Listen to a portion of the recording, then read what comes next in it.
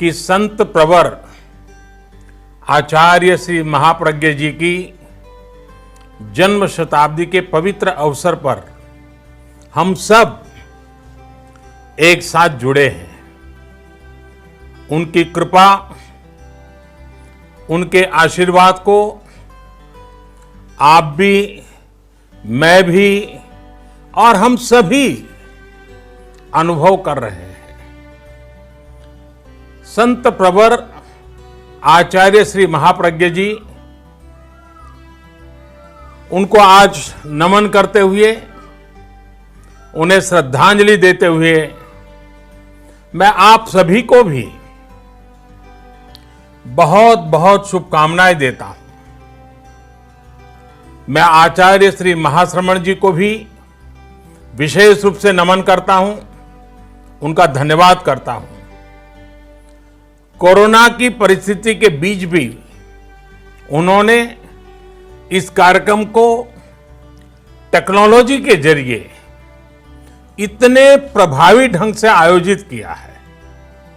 साथियों, आप में से अनेक जन ऐसे हैं जिन्हें आचार्य श्री महाप्रज्ञ जी के सत्संग और साक्षात्कार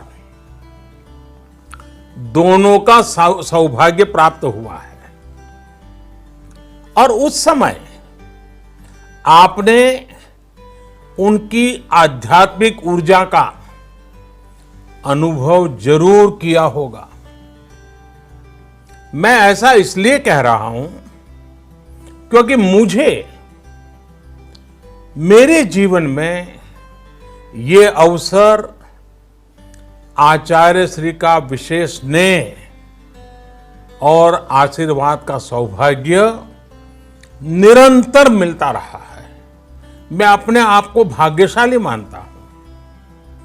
मुझे याद है, जब गुजरात के मुख्यमंत्री के रूप में मैं कार्य संभालता था, उसी कालखंड में आचार्य जी का गुजरात आना हुआ था। मुझे उस समय उनकी अहिंसा यात्रा में, मानवता की सेवा के अभियान में शामिल होने का अवसर भी मिला था। और मैंने तब आचार्य प्रवर के सामने कहा था, मैं चाहता हूं ये तेरा पंथ मेरा पंथ बन जाए।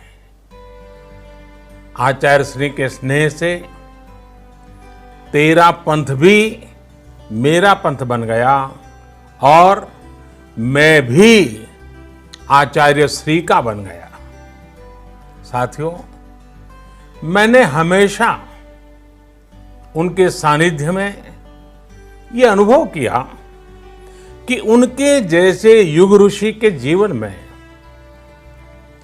अपने लिए कुछ नहीं होता है। उनका जीवन, उनका विचार, उनका चिंतन, सब कुछ सिर्फ और सिर्फ समाज के लिए, मानवता के लिए ही होता है। आचार्य महाप्रज्ञ जी कहते भी थे, मैं और मेरा। आचार्य जी बार बार कहते थे, मैं और मेरा छोड़ो तो सब तुम्हारा ही होगा। उनका ये मंत्र, उनका ये दर्शन उनके जीवन में स्पष्ट दिखाई भी देता था। हम सब ने देखा है, उनके जीवन में उनका अपना कुछ नहीं था, लेकिन हर कोई उनका अपना था। उनके जीवन में परिग्रह किसी भी वस्तु का नहीं था, लेकिन प्रेम हर व्यक्ति के लिए था, जीव मात्र के लिए था। साथियों, दुनिया में जीवन जीने का दर्शन तो आसानी से मिल जाता है। आज तो गूगल गुरु को पूछोगे तो भी मिल जाएगा। लेकिन इस तरह का जीवन जीने वाला आसानी से नहीं मिलता। जीवन को इस स्थिति तक ले जाने के लिए तपना पड़ता है, अपने आप को तपाना पड़ता है,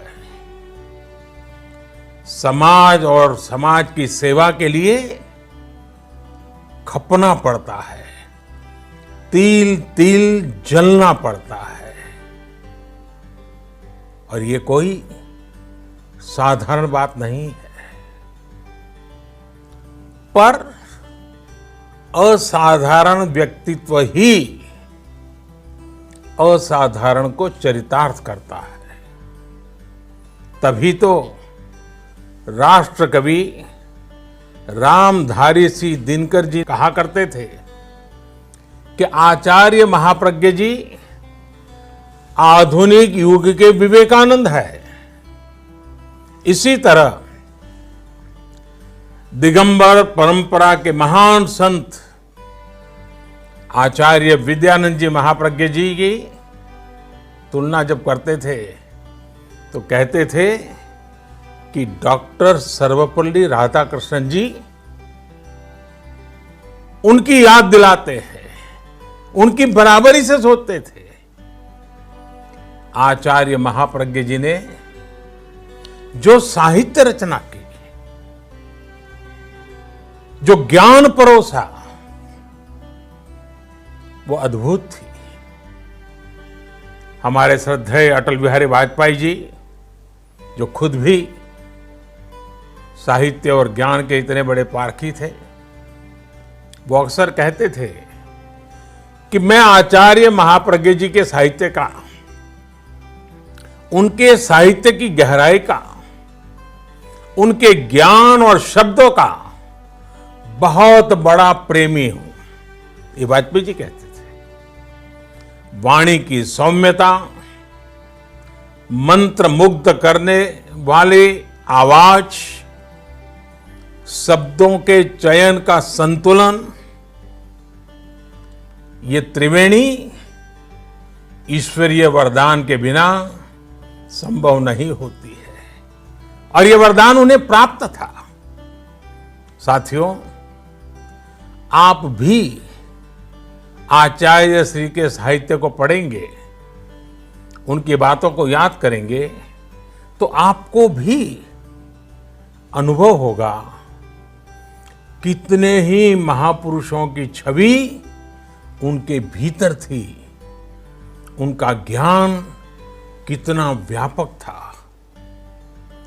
उन्होंने जितनी गहराई से अध्यात्म पर लिखा है, उतना ही व्यापक विजन उन्होंने फिलॉसफी, पॉलिटिक्स, साइकोलॉजी और इकोनॉमिक्स जैसे अनेक विषयों पर भी दिया है।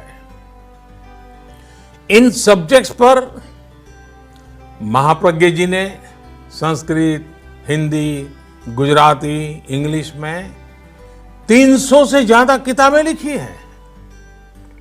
और आपको उनकी वो पुस्तक तो याद होगी,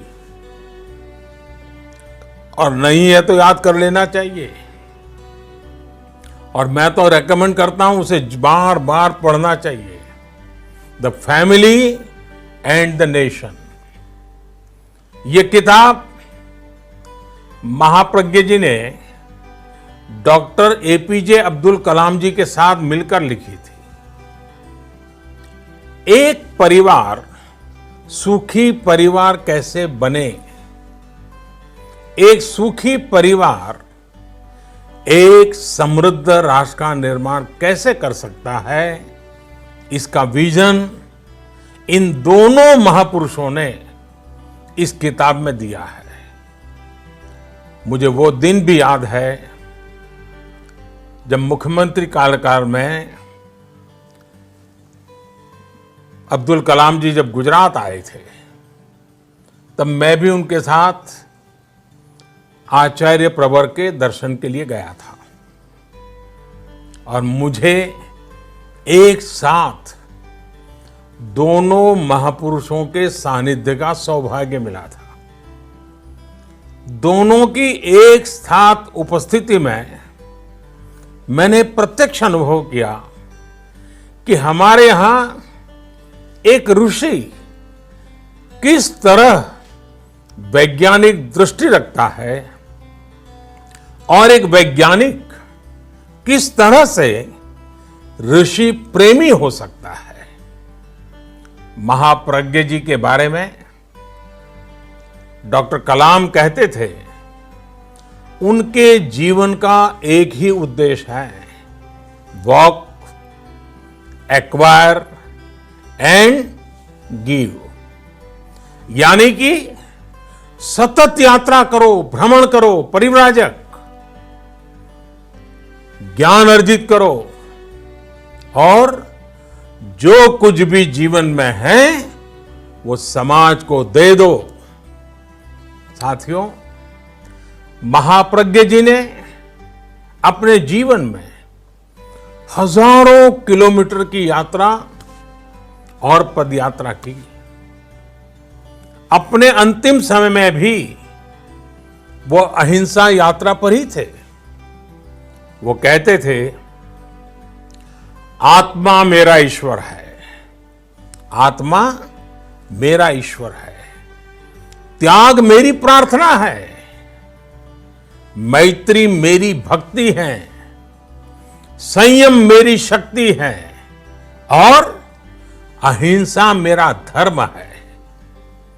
इस जीवन शैली को उन्होंने खुद भी जिया और लाखों करोड़ों लोगों को भी सिखाया। योग के माध्यम से लाखों करोड़ों लोगों को उन्होंने डिप्रेशन फ्री लाइफ की कला सिखाई। ये भी एक सुखद संयोग है कि एक दिन बाद ही अंतर्राष्ट्रीय योग दिवस भी है। हमारे लिए ये भी एक अवसर होगा कि हम सब सुखी परिवार और समृद्ध राष्ट्र, जो महाप्रज्ञ जी के स्वप्न को साकार करने में हम सब मिलकर के योगदान दें। उनके विचारों को घर घर तक, समाज के हर तबके तक हम पहुंचाएं। साथियों, आचार्य महाप्रज्ञ जी ने हम सबको एक और मंत्र दिया था और उनका ये मंत्र था, स्वस्थ व्यक्ति, स्वस्थ समाज, स्वस्थ अर्थव्यवस्था। आज की परिस्थिति में उनका ये मंत्र हम सबके लिए बहुत बड़ी प्रेरणा है। आज देश इसी मंत्र के साथ, आत्मनिर्भर भारत के संकल्प के साथ आगे बढ़ रहा है। मुझे विश्वास है, जिस समाज और राष्ट्र का आदर्श हमारे ऋषियों, संत आत्माओं ने हमारे सामने रखा है, हमारा देश जल्द ही उस संकल्प को सिद्ध करेगा। आप सब उस सपने को साकार करेंगे। आप सभी स्वस्थ रहें, सकुशल रहें। संत प्रवर आचार्य श्री महाप्रज्ञ जी के जीवन संदेश को नई पीढ़ी तक पहुंचाते रहें। इन्हीं शुभकामनाओं के साथ आप सभी का बहुत बहुत धन्यवाद और आचार्य जी के श्री चरणों में प्रणाम। धन्यवाद।